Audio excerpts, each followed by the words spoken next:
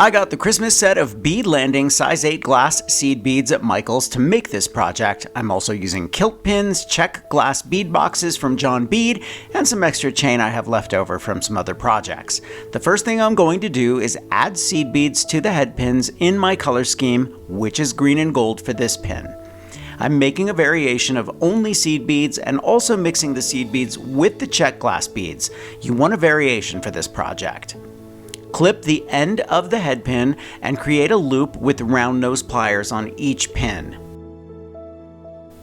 The history of seed beads spans thousands of years, with early examples made from natural materials like shells and bones, evolving to the first glass beads created in ancient India, Mesopotamia, and Egypt around 3000 BCE.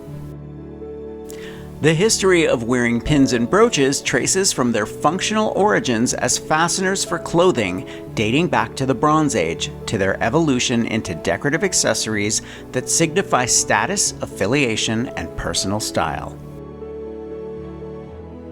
Next, add a loop to a few of the matching check glass beads. These are going to dangle on the end of the pin. Cut your scrap chain in different lengths, just a bit longer than the beaded pins.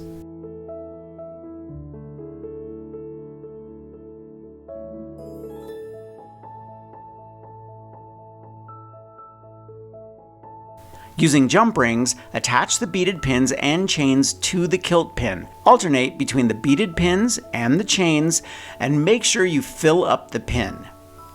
Once all the beaded pins and chain are on the kilt pin, add the larger check beads to the loop at the end of the pin. Now try different color combinations.